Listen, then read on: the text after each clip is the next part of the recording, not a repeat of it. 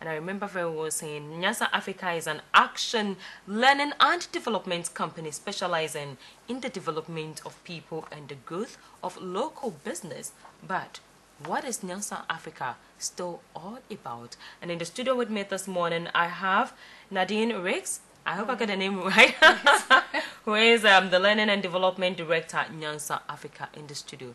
Good morning and welcome, Nadine. Morning. Thank you very much for having us. Thank you. Now, Nyansa Africa, I've been informed, has been given a whole lot of training to my mother company, that is ETV Ghana's mother company, Global Media Alliance. So, Nadine here, what are you into when you talk about Nyansa Africa?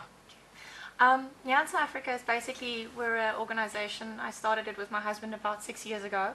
And my side there's two parts of the business. My side of the business is basically training and development of corporates and institutions. So we do, as you mentioned, we did for GMA. We also did a team building for YFM, and we do anything with regards to management and leadership development. We also dabble a bit in accounting and audit training. So that's my side of the business. And then on my husband's side of the business, he does business development services. So any new upstarting company in Ghana, whether you're a foreign investment or a local business that want to get your business going, we offer business assistance to them. So anything from registration to getting them up the ground. They also do accounting and payroll services to help businesses grow in Ghana. So that's now, why the focus on training? Is it that you identify some sort of potholes? So why focus on training?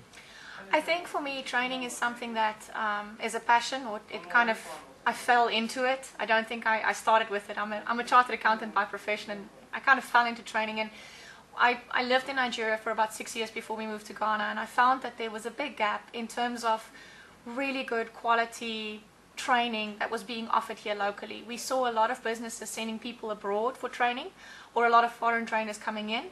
And although it makes for a wow factor, they miss the local content. It's not always customized to the unique challenges that this part of the world offers. So what we try and do is we try and do internationally benchmarked programs, but it's customized for this environment and for the companies that we deal with.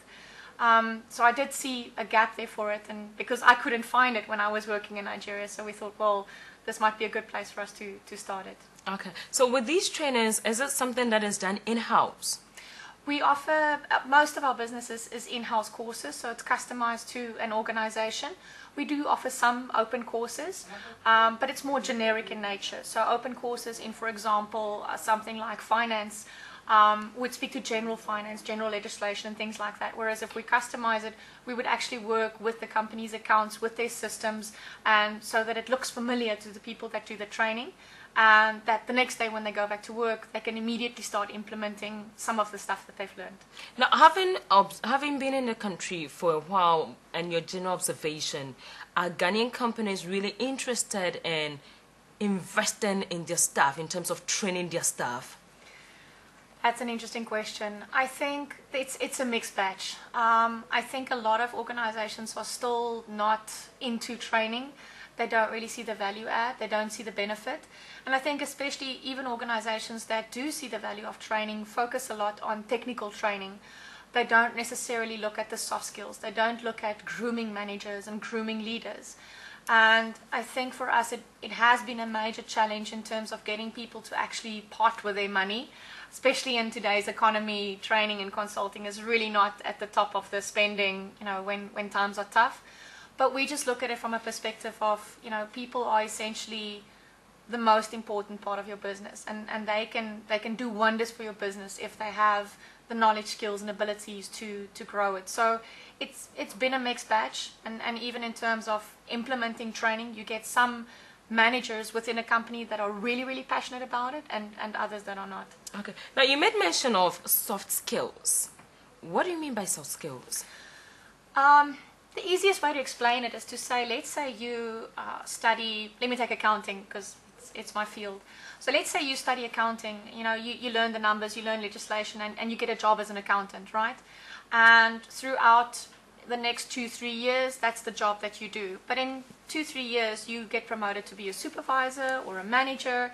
And oftentimes what we see in organizations is these people never get taught how to manage. They just end up still doing that job that they were hired to do. And management skills, we use a lot of the works of Peter Drucker, and that deals with how to set objectives, how to set goals, how to motivate people. Soft skills are things like communication, negotiation, how to do performance management, and how to, how do you use the information that comes to you. So knowledge management is a part of that. So soft skills doesn't necessarily focus on your technical abilities that you have, but actually your abilities to manage a team. How well do you communicate, and how good are your people skills? So if I have a company and I part with money to train my staff, what sort of value addition am I bringing to my company? It's a very good question. I think for us what we look for essentially, especially when we work with companies, is to say managers need to have a very good idea of what skills do they need this individual to develop. Is this person, for example, answering telephones, or do they have to know how to conduct meetings, or do they want this person to be able to think strategically? So there has to be a need that is identified, a gap that is identified. We then come in and we do training to specifically address that gap. And in a month or 2 months' time, we go back to the organization to say, listen, have you seen a transformation? These things that the person wasn't able to do before, are they now able to do? So you don't just train, but you also monitor to see how your staff or how your students are performing. Definitely. It's a huge component of our training. Otherwise, you don't know what the benefit is at the end of the day. Now, I know that a lot of Ghanaians are also into small and medium-scale enterprises, SMEs. You ask yourself, as an SME, maybe we're just two in the company because it's our own personal company, but we want this sort of training. Yeah. Is this something that you offer such people? Definitely. I do, aside from the training, I also do coaching for small business owners. I think we're in a country that the entrepreneurial spirit is so rife and so vibrant, but oftentimes a lot of small businesses don't know where to focus and they don't know what to focus on. So I do offer either one-on-one coaching for the small business owner, or if it's a small team of people, I'll go in and we'll do one-on-one kind of small trainings for them. Now, I find it interesting the name Nyansa Africa, meaning sense. Yes. Africa. Why the name? Why the choice of name Nyansa Africa? I think for us, when we started the business, look, the business was started by my husband and myself. We're not some South African company that has a branch here.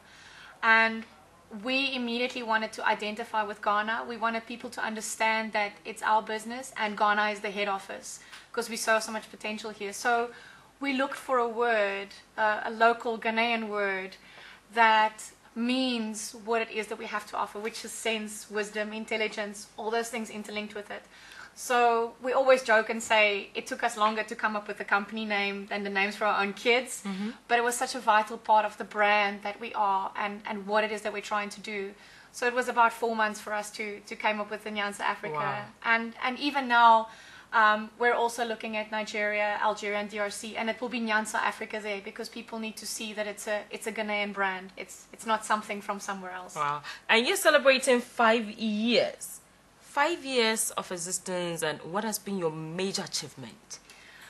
I think our major achievement at this point is surviving 5 years. I think in the business that we do, it's a tricky one. As I said, it's not always easy to survive in the economy. But I think if I look back, I think our major achievements has definitely been the people that we have with us are absolutely fantastic. They can grow, they can develop in the company. And one of the things that we pride ourselves on is doing ethical business. In this part of the world, I don't have to tell you, it's a huge challenge to do ethical business. And it's one of the values that we stand for. Until date, we've managed to successfully grow our business without any kickbacks or anything that is so, easy to do in today's world. So I think ethical business for us is one of the major achievements. And then looking at what we've accomplished and the people that are still with us, for us, it makes us very proud to think of that. So